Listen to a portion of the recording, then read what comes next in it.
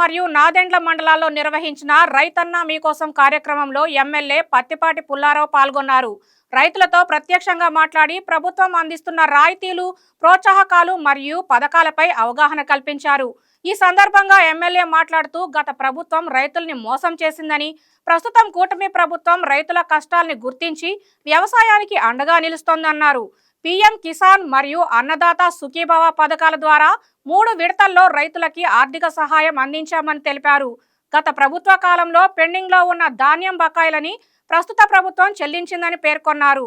విత్తనాల నుంచి పంటల విక్రయం వరకు రైతులకి అవసరమైన సహాయం అందిస్తూ ప్రభుత్వం ముందుకు సాగుతోందన్నారు. రైతన్న మీకోసం కూటమి ప్రభుత్వం చంద్రబాబు గారి నాయకత్వంలో వారం రోజుల పాటు ప్రభుత్వం చేసేటువంటి కార్యక్రమాలు రైతుకి వ్యవసాయాన్ని లాభసాటిగా మార్చడానికి, ఆదాయాన్ని పెంచడానికి ఉన్నటువంటి అనేక మార్గాల్ని ఇంటింటికి పంపించి అధికారుల్ని ప్రభుత్వం ఏ విధంగా రైతు సహకారం ఇస్తూ ఉంది, ప్రభుత్వం ఇచ్చేటువంటి సహకారంతో పాటు ఏ పంట వేస్తే వ్యవసాయంలో ఆదాయం వస్తుంది, అటువంటి ఆలోచనలన్నీ కొత్త ఆలోచనలన్నింటినీ కూడా రైతాంగానికి చేరవేసి ఈ ప్రభుత్వంలో సకాలంలో నీరు, విత్తనాలు, ఎరువులు, అదేవిధంగా కావాల్సినటువంటి అన్ని రకాల సహకారాలు, వ్యవసాయ పనిముట్లు, పండిన పంట గిట్టుబాటు ధరలు, ప్రాసెసింగ్ యూనిట్లు ఈ ప్రభుత్వం దృష్టి పెట్టింది.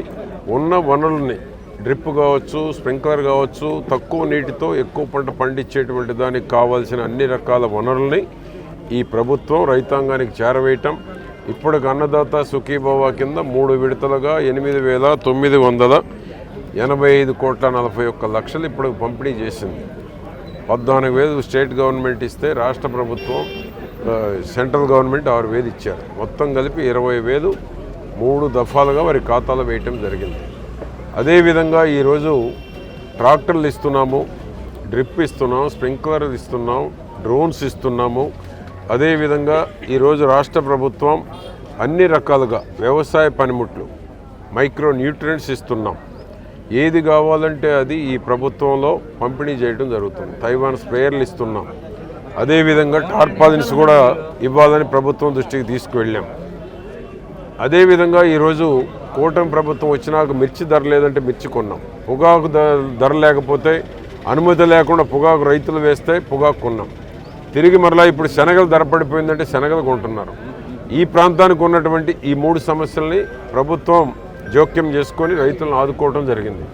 జగన్మోహన్ రెడ్డి ప్రభుత్వం 5 ఏళ్ళు రైతులను గాలికి వదిలేసింది. రైతులను దగా చేశాడు జగన్మోహన్ రెడ్డి. 5 ఏళ్ళు వ్యవసాయ పనిముట్లు ఇవ్వాల, ధాన్యం కొని డబ్బులు ఇవ్వకుండా పారిపోయారు.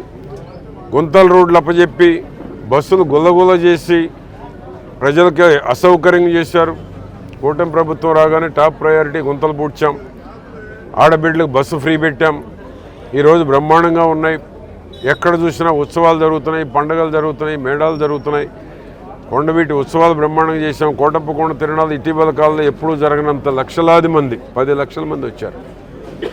ఆ విధంగా ఈ ప్రభుత్వంలో చంద్రబాబు నాయుడు గారి ఆలోచనలు, లోకేష్ బాబు ఆలోచనలు, పవన్ కళ్యాణ్ గారి ఆలోచనలు, పెట్టుబడులు తేవాలి, ఉద్యోగ అవకాశాలు కల్పించాలి, చదువుకునేటువంటి పిల్లలకు ఉద్యోగాలు ఎదురు చూసే పరిస్థితి రావాలి.